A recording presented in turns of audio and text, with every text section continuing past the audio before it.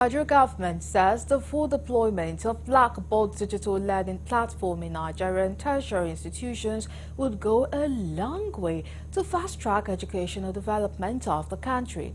Minister of Education Professor Tahir Mamman made the disclosure on Thursday while receiving in his office a delegation of anthology executives from the United States on Thursday in Abuja. Mamman said the Blackboard platform being championed by Anthology will ensure easy access to online academic resources and address limitation of physical capacity of learning and inability to access credible learning materials. Tough game for you to bring them to Abuja or take them to anywhere, whereas through the IT you can reach practically everybody once you have the necessary infrastructure in place. So, and we are determined to do it.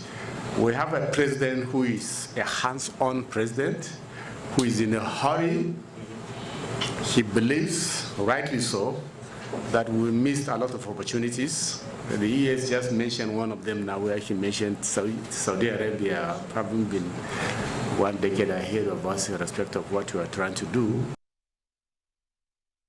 Earlier, the Executive Secretary, Tertiary Education Trust Fund, TET Fund, architect Sonia Cholo, will lead the anthology executives to the minister after an earlier visit to his office by the team, explained that the Blackboard platform would see to the establishment of Center of Excellence in Nigeria that would be a benchmark for online learning methodologies. We are here with the best. And with an ecosystem of over 4,000 institutions already engaging with you, we believe our 253 current beneficiary institutions will be a welcome addition to that family. And we look forward to constantly engage, improve, and advance even our collaborations and partnerships in the years ahead. Also, the country director and channel partner for Anthology Nigeria, Ladipo Adedeji, explained that the system allows students to function adequately, both online and on-site. Exchange lessons learned and see how we can push the party in the back, how we can leverage this best practice from all around the world to bring to Nigeria and vice versa. We have such an expertise, technology is one thing, but setting a center of excellence to enable all the teachers in the country to make sure that they're fully enabled to leverage this technology, to leverage the best practices and methodology is equally important. And I think that's the expertise that we bring to you, to the country, and we are really excited to make a true difference in the life of so many students and take it to the next level.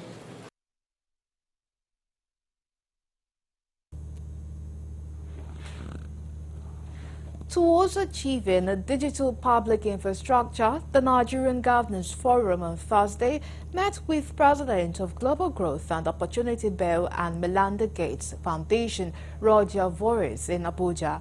They say will build a safe and inclusive DPI with digital payment, ID and data exchange systems that interact with each other, and also will create a vibrant and competitive economy. This was made known in a communique released to journalists after a closed-door meeting that lasted for over 6 hours. The forum explained that a robust digital infrastructure delivers a range of benefits to government, businesses and individuals. The communique stated that though the DPI government can have a direct line to every person, increasing efficiency in essential public service and subsidy delivery, reducing corruption and fraud, and enabling better domestic resource mobilization and management. It added that it will make government more resilient during crisis with the ability to quickly provide social protection payment or deliver cash transfers.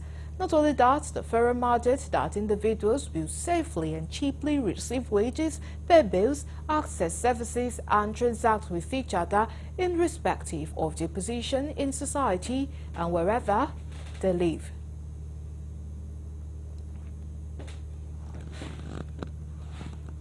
The Senate President, Godswill Akpabio, has expressed worry that the elite have left the voting power to those who do not understand the choices before them. thereby urging Nigerians to take keen interest and participation in the election process.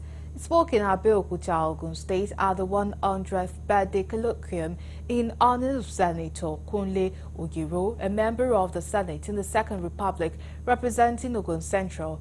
The colloquium, themed Legislation in Nigeria, yesterday, today and tomorrow, was organized by Abeokuta Grammar School Boys Association, AGSOBA, represented by Ogun Central Senator Shuaib Afolabi Salis. The Senate President said that the country needs better participation from everyone as it helps deepen the nation's democratic process. The chairman of the occasion, Senator Femi, asked the current lawmakers in the country to emulate Oyiro's virtues for Nigeria to become a better place.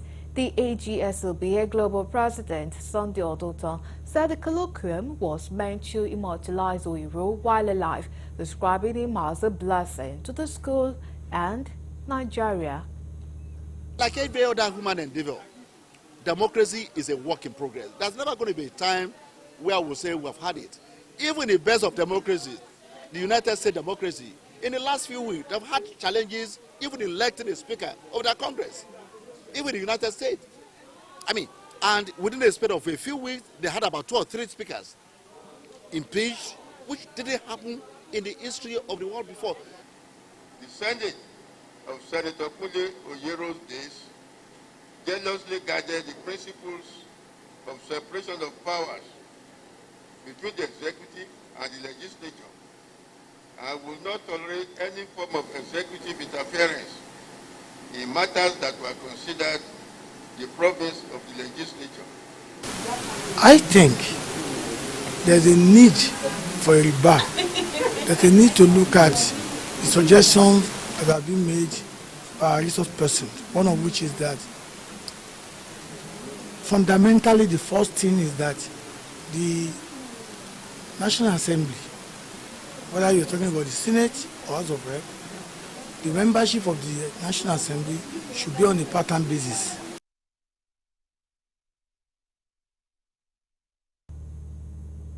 Now to health matters. A professor of obstetrics and gynecology, Dr. Ibrahim Wada, has declared that soon technology will raise the stigma of infertility and childlessness in the society across the world.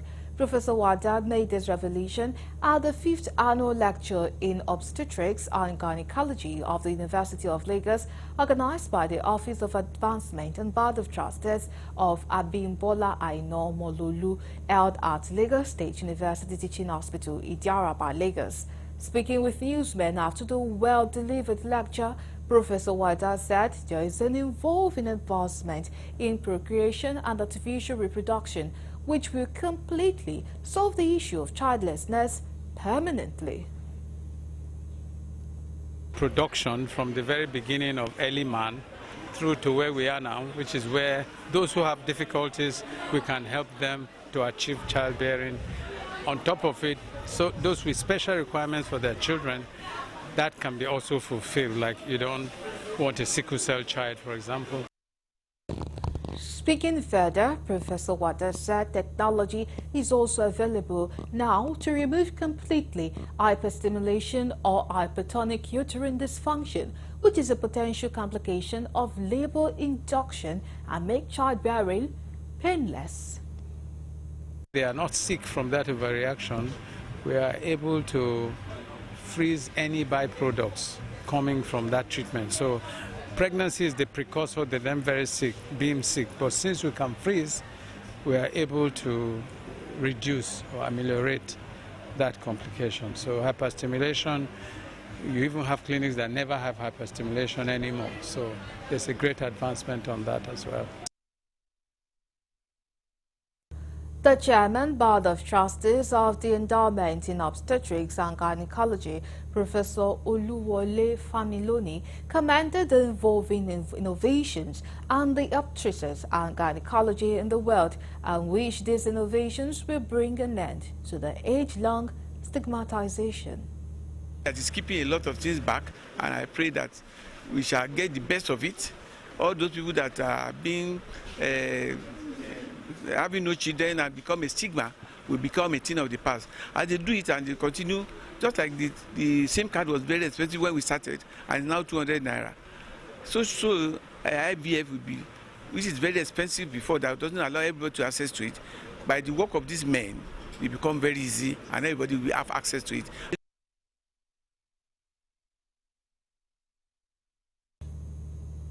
Moving on to other stories, Nigerian Union of Pensioners have called on President Bola Tinubu to call the Humanitarian Ministry to order over the unnecessary bureaucratic bottleneck they are demanding before pensioners can enjoy the federal government's wage award. The leadership said to gather senior citizens together for verification and submission of bank verification number and national identity number will take a month, and some pensioners are incapacitated to their homes. The National President, Mazi Okechukwu Ambuisi, and Oyo State Executive Secretary and Zone PRO, Comrade Shegun Abatan, made this known in Ibadan at the Southwest Zonal meeting of the Union held at the State Secretariat. The leaders stressed that it is a ploy to deprive pensioners the opportunity to enjoy the award after submission of database, which pensioners are being paid. They argued that state governments all over the world has database of its pensioners and should do the needful by making use of this document instead of making life miserable for the senior citizens. They urged governors in the region who has not started paying the wage award to start doing so, while thanking governors who have commenced payment in their states for a job well done. Leaders from all states in the region were in attendance for the meeting. That the president put the cart before the horse. That's what I told the press. I said they put the cart before the horse. That what they would have done would be to start with the palliatives. After implementing the palliatives, then they will now do the removal. A circular which I'm holding here is asking for the impossibles. The circular is asking us to, among other things, to supply BVN and NIN of pensioners before that money will be paid. To other stories, the Northern Christian Civil Rights Movement, in collaboration with African Patriots and Guardians Democracy, has asked the People's Democratic Party in the state to stop blaming the judiciary for the sack of its members from the National Assembly. Recall that the Court of Appeal had recently sacked all PDP lawmakers from Plateau States and the National Assembly over pre-election matters. They include former Senate Minority Leader Simon Nwankwo, Napoleon Bali, Dachung Bagos, Benilar, Isaac Kwalu, and Peter Gendeng. The court ruled that the PDP was wrong not to have obeyed subsisting order from a high court in Plateau that asked the party to conduct a new Congress, while the removal of the lawmakers had led to protest by their supporters. The civil rights movement and its counterparts were reacting to alleged blackmail by the People's Democratic Party at a peaceful rally held on Thursday in Abuja, said the sacking of PDP lawmakers from the state was self-inflicted and the party should not blame the Court of Appeal for the development. We are here today to send a clear and loud message of support to the judiciary. We believe in the judiciary's ability to uphold the rule of law and deliver justice for all Nigerians. We call on the judiciary to remain steadfast in its commitment to independence and impartiality. In the midst of these trying times, it is very unfortunate to discover that the PDP, the People's Democratic Party, has been fingered as the culprit and sponsor of this evil agenda against our judiciary. The Plateau State scenario indicates a desperate attempt by the PDP to turn the people against the true winners of elections, as ruled by the Election Petition Tribunal and affirmed by the Court of Appeal. The statements on display are needless and must be discontinued.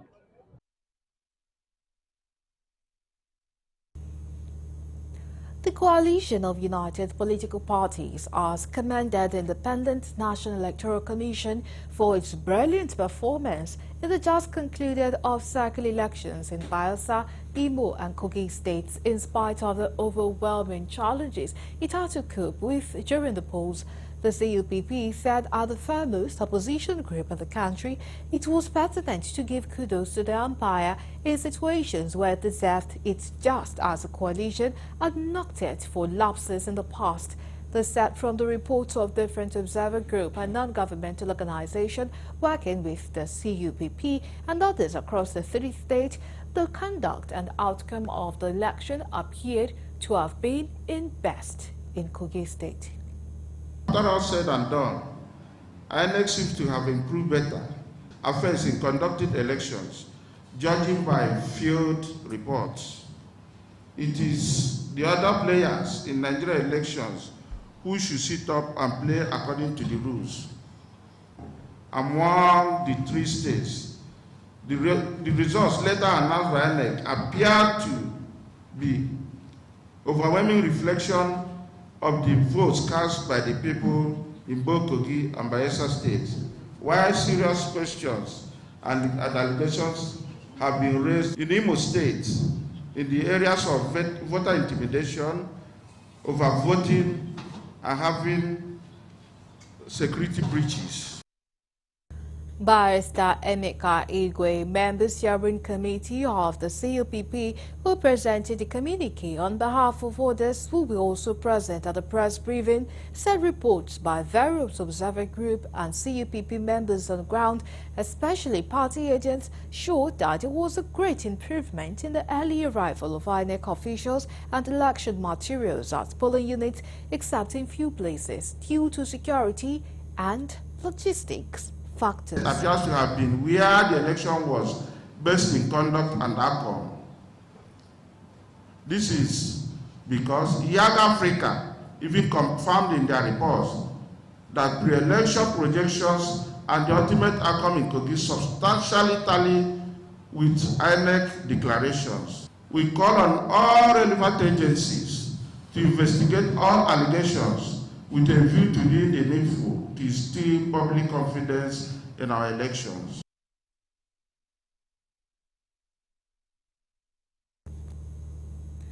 The coalition of Middle Belt groups have cautioned politicians in the country against plots to destabilize Plateau State through unscrupulous court judgment. The convener of the group, Dr. Ben Omali, who spoke with journalists at a press conference in Abuja, said it is expedient to draw the attention of Nigerians and the entire world to the accelerating efforts by anti-democratic forces to destabilize Plateau State and, on a larger scale, the entire Nigeria. Omale condemned recent rulings by the Court of Appeal that decimated the Plateau State chapter of the People's Democratic Party (PDP) from the National Assembly. He said such politicians have described the rulings that deprive Plateau State of its seats in the National Assembly as democracy at work, or the judiciary being the last hope of the common man. Omale said the Middle Belt would have waited for their plot to enter into more advanced stages before confronting them with all available legal tools at the disposal of Nigerians. But he said, therein lies the new problem that must be urgently tackled collectively. The criminality that has been displayed in using the judiciary to steal the National Assembly seats held by the PDP, Gagdi Savowa to abuse the Supreme Court in achieving his party's aim, his oath that he must make Nantawe the state governor at any cost, and the abusive deployment of federal might against the plateau, it is apparent that he and the APC will not stop at this phrase of usurping the people's mandate. Now, we move to the international desk for more news.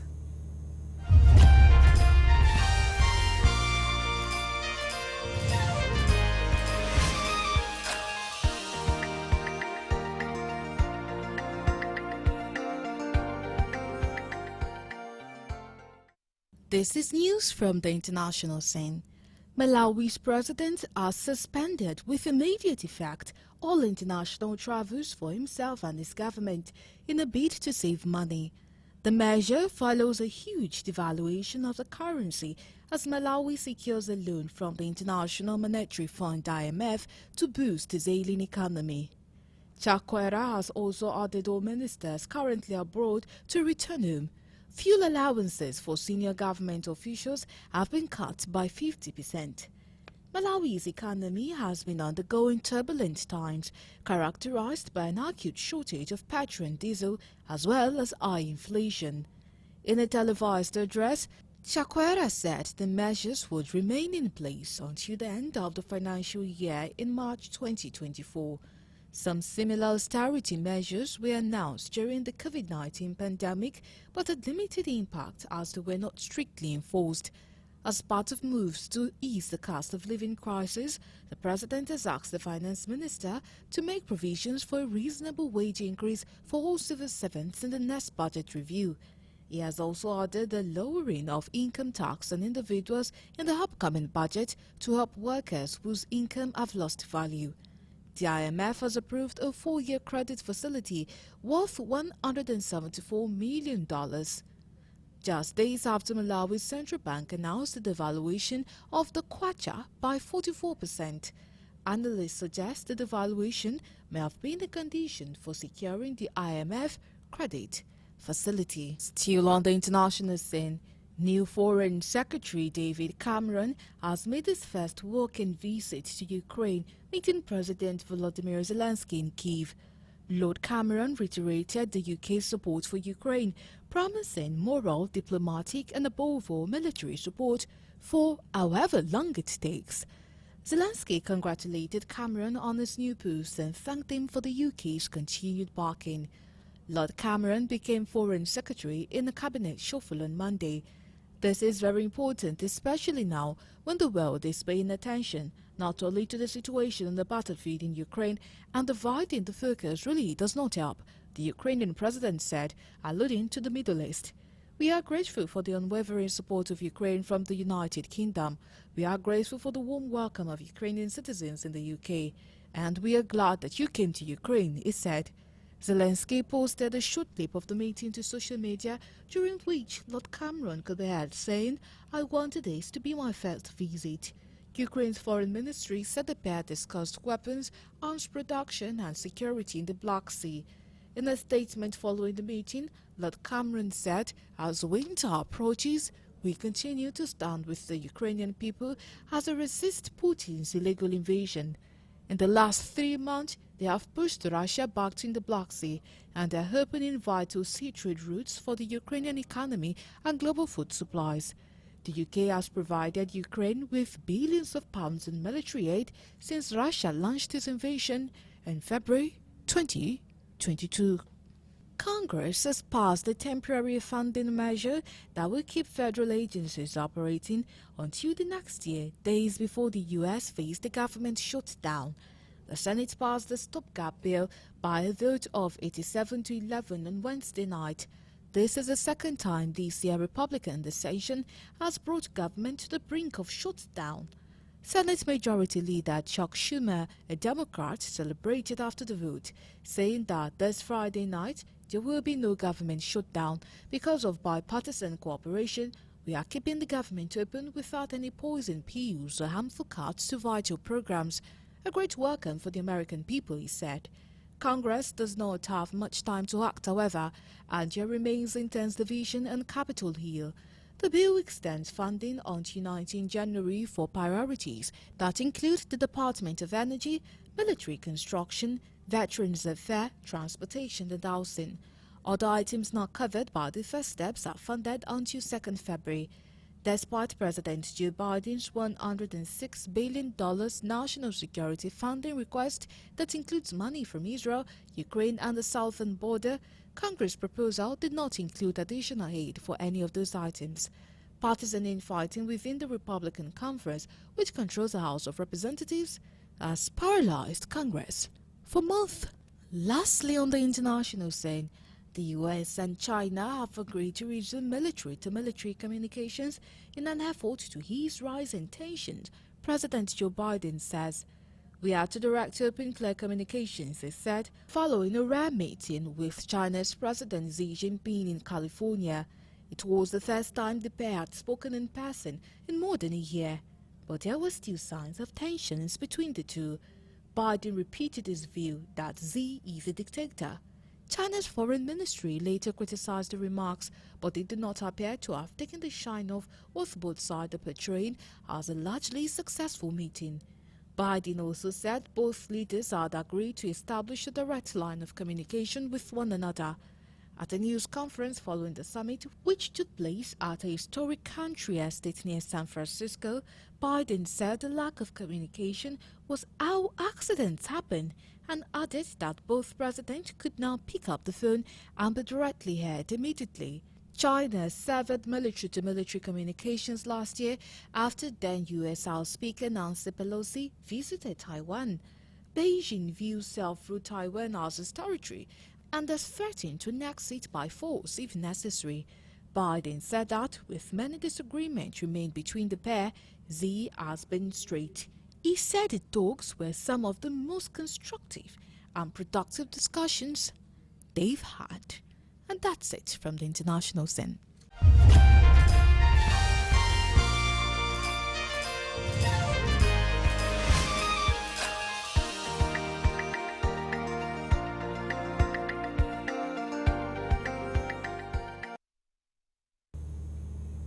Coming your way next, entertainment news.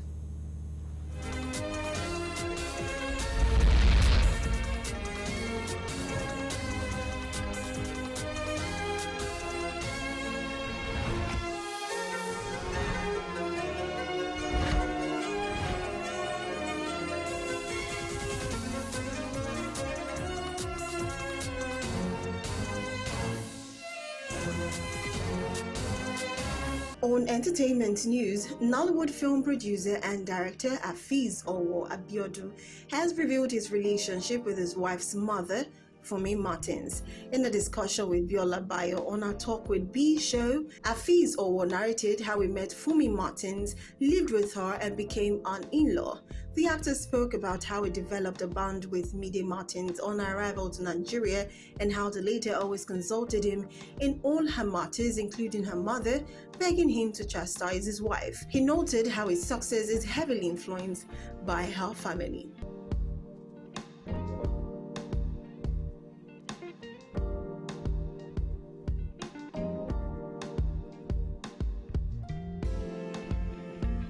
In the midst of recent controversies, Yemo Lee has made a surprising announcement. He intends to get married next year.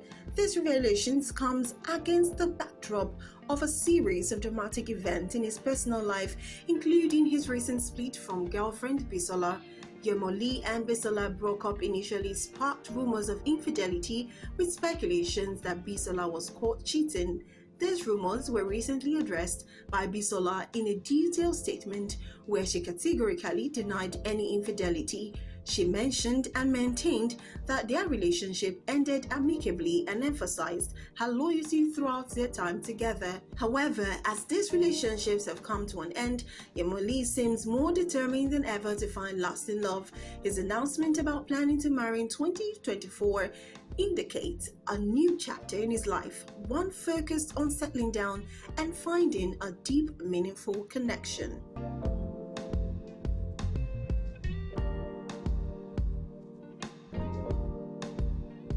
It's been only 2 years since singer Habib Okikiola, known as Portable, was thrown into the spotlight, but the controversial singer has had issues with his managers. In a press statement on his page, the street singer announced to the public that he has parted ways with his road manager over her financial misappropriation and unethical industry practices. According to him, her behavior poses a significant risk to the business interest, global image, and industry reputation. This statement further revealed that his road manager lacks transparency, integrity, and respect for ethical practices. All of this and more led to being cut off from his label. Taking to his comment section, some of his fans noted how he's always been ripped by others.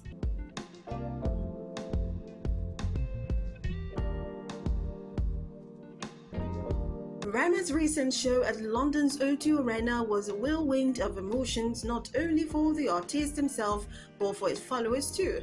This event, a milestone in Rema's career, sparked a wave of controversy alongside the celebration. A large number of fans had a great time, but some left feeling uneasy and disturbed. A fan's response became particularly notable after she shared her traumatic experience on TikTok. Her video, which quickly spread online, details her distress caused by what she perceived as satanic and devilish symbols at the concert. This fan discomfort was so acute that she had to leave early, citing an overwhelming and unsettling energy at the venue. Other attendees echoed similar sentiment post-concert, describing elements they found bizarre and weird, including the use of imaginary, some interpreted as evil or satanic. This has started discussions among fans and critics about Rema's artistic intentions and the impact of such imagery in performances.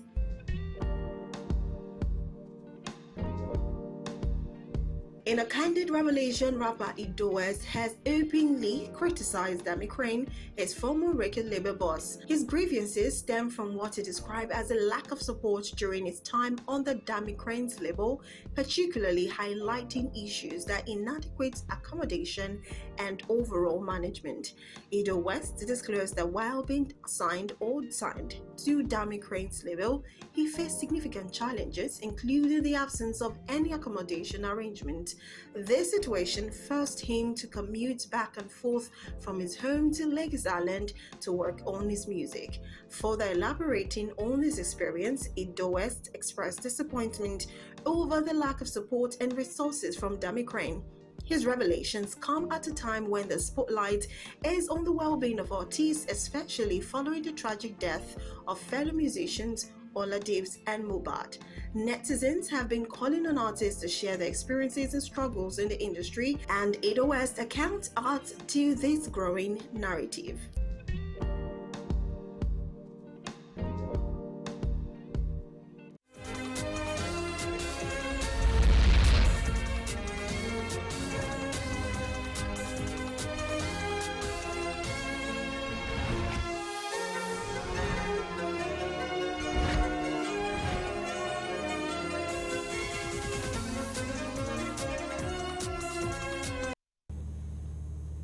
And that is all we have for you. We thank you so much for watching. My name is Iribabin Salako. Goodbye.